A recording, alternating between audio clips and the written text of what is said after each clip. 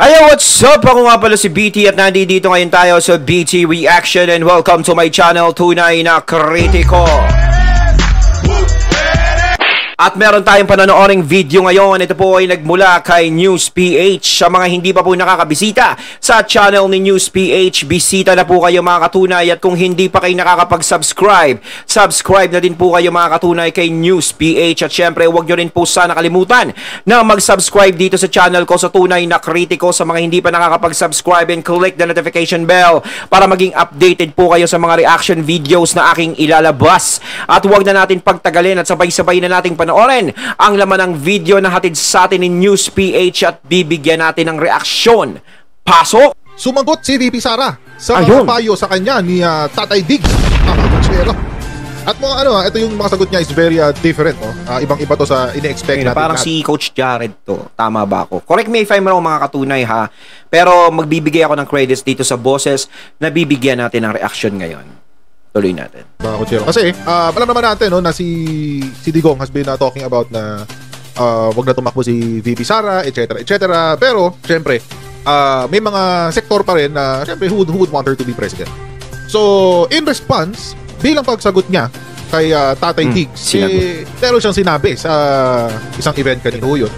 Wala siyang ambisyong maging presidente. Yan ang sagot ni Vice President Sara Duterte sa payo ng kanyang ama na huwag nang tumakbo sa pagkapangulo. Kumpiyansa naman ng bise na tiwala pa rin sa kanya si Pangulong Bongbong Marcos sa kabila ng ulat na may lamat na ang unit team.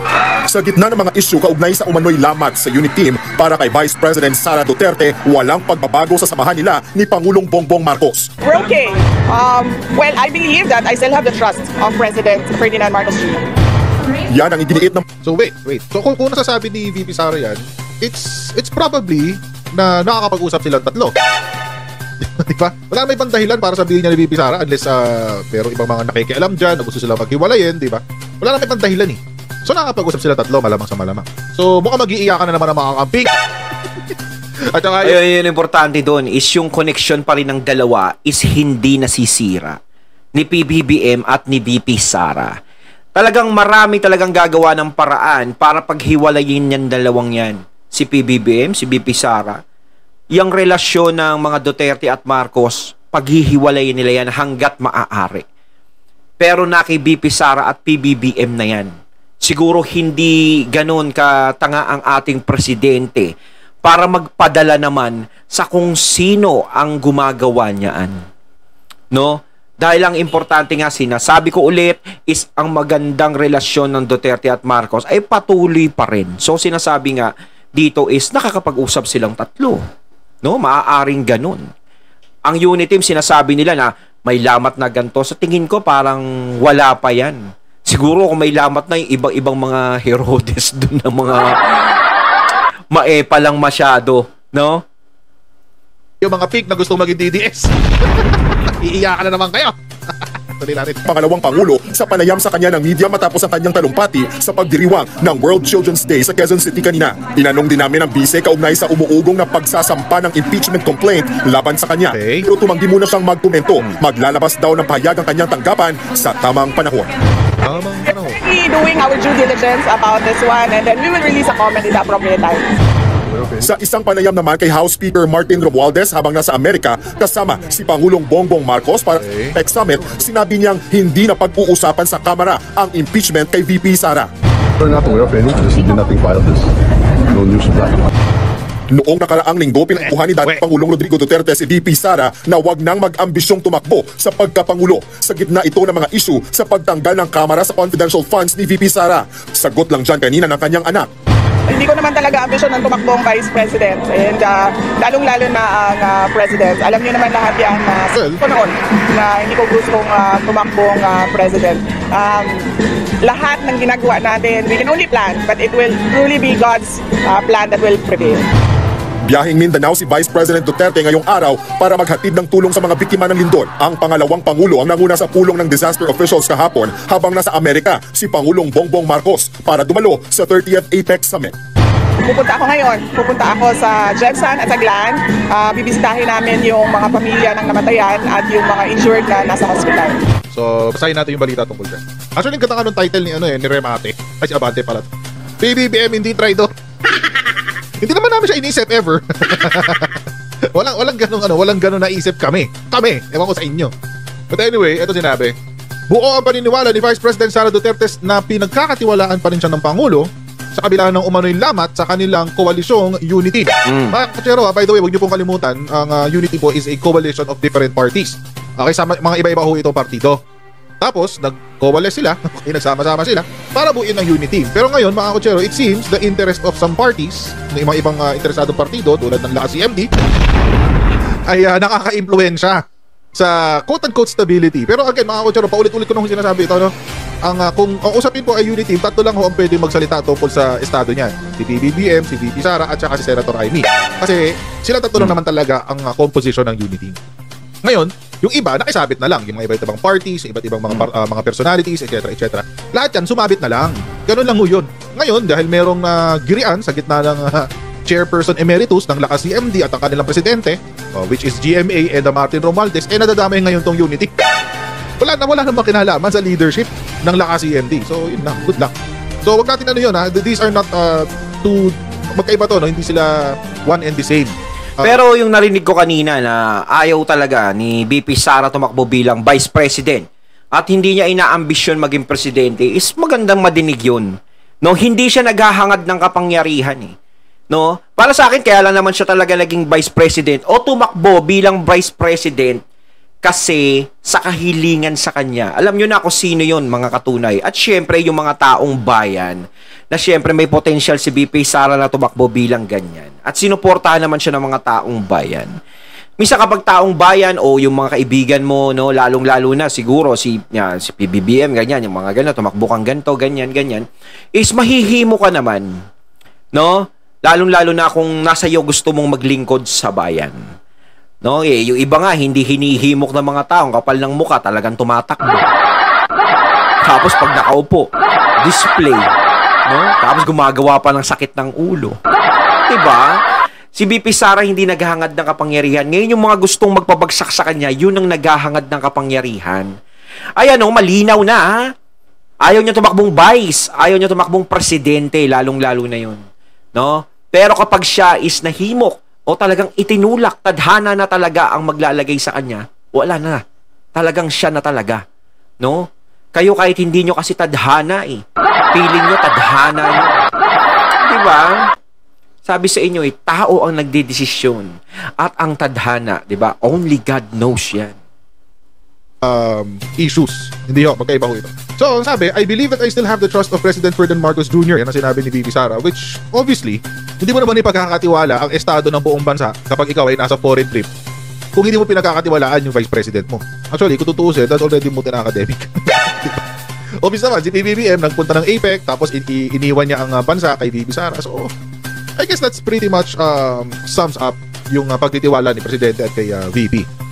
Sa kabila nito, sinabi ng Vice Presidente na masusi nilang inaalam ang katotohanan sa ulat na balak siyang sampahan ng impeachment sa Kamara de Representante. Ngayon naman nga sa balita, we are currently doing our due diligence about this and about this one, and we will release a comment at the appropriate time. Sa tamang panahon. Sa tamang panahon. And of course, nasabi rin sa balita kanina, yung sinabi ni Martin Romualdez. Alam nyo, mga kotsero, hindi naman magkakaroon ng ganyang chismis kung hindi nyo inumpisahan kasi, Kong Martin, kung hindi nyo inumpisahan yung mga kabalbalang pinagagawa nyo sa Kongreso. And by the way, hindi rin magpapatuloy itong chismis na to kung yung dalawang kongresista nyo dyan, yung tatlong kongresista nyo dyan sa mababang kapulungan, yung Makabayan Black, si Castro, si Arlene Brosas, tsaka si Raul Manuel, kung sila, medyo nadidisiplina nyo ng konti. Kaso, hindi nyo dinidisiplina. Kaya nagkakaganyan. So, bakit kaya hindi dinidisiplina? Yun ang natin. So, kahit sabihin niya na I'm not aware of anything, no news of that, nothing filed, etc., etc., wala. It's pointless. Kasi these are just words. Walang ano doon. Wala dyan. Walang halaga yan. Di ba? Paano ba nagkakahalaga ang ating mga salita? Di sa gawa. These are just words. Wala yan. Walang kwenta dyan. But, it seems, mga kotsero, na yun nga, sinagot ni VP Sara yung payo sa kanya ng kanyang ama, na si Digong. Sinagot niya kasi nag-advise nga si Digong sa SMNI, ang sabi niya, wag nang tumakbo sa pagka-presidente. Kita nyo, si FPRRD pinupush siya.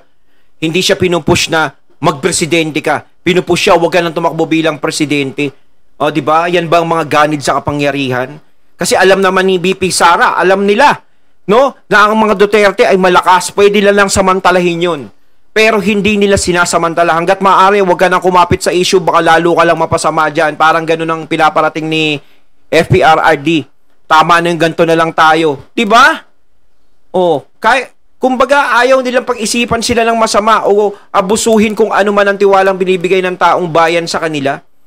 Mismong sila na ang gustong umatras sa kung ano man na pwedeng mangyari sa kanila na maganda in the future.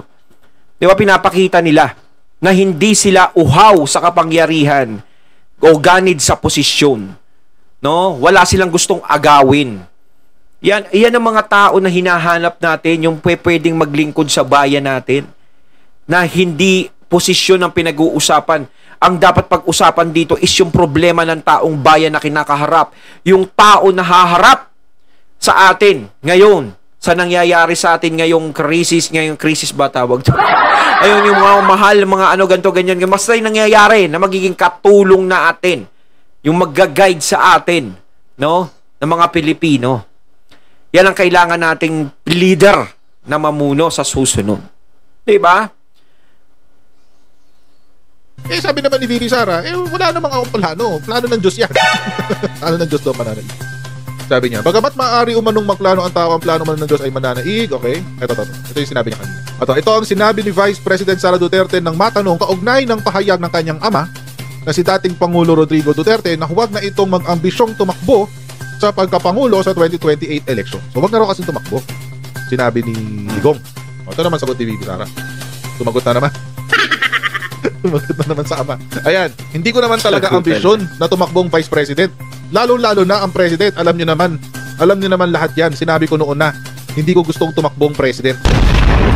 Actually, ko tutuusin niya, mga Ocher. Sinabi naman niya talaga yan. Umpisa pa lang, di ba, nung malakas pa lang siya sa survey, sinasabi niya, wala siyang interest na tumakbo sa pagka-presidente. Tapos ngayon, nung inalok siya na tumakbong presidente, ang sabi niya, si PBBM na lang daw ang tumakbo. Di ba yung kwento ni Senator Amy? And then mag-VP na lang daw siya. Siguro to fulfill the call of the unity. Siyempre, may unity. Tapos ngayon, for some reason, maaga yung pagbakbak sa kanya kasi ang pananaw ng mga tao, siya yung front runner sa 2028. Lang niya, kakatapos lang ng 2022 national elections, iniisip niya na agad 2028. Ayun nga lang, masyado silang advance mag-isip Ang layo pa ng eleksyon, pero pilit nilang ginigisa si BP Sara. No, okay lang sana kung mag-isip sila ng ganyan kay BP Sara kung mga 2027 na, 2028. Pero, mas maaga nilang magawa yon, no? Na sirain yung pangalan ni BP Sara is siguro sa isip nila mas maganda.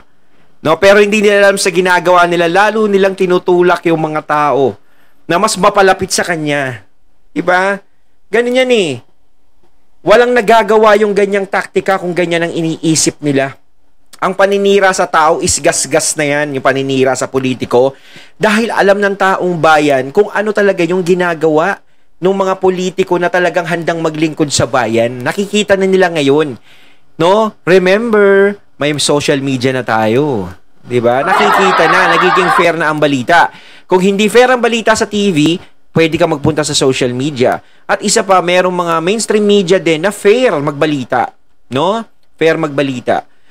Kaya ang mga tao is nakikita, naoobserbahan nila kung sino-sino yung mga politiko na tagilid at kung sino-sino yung mga politiko na diretsong naglalakad.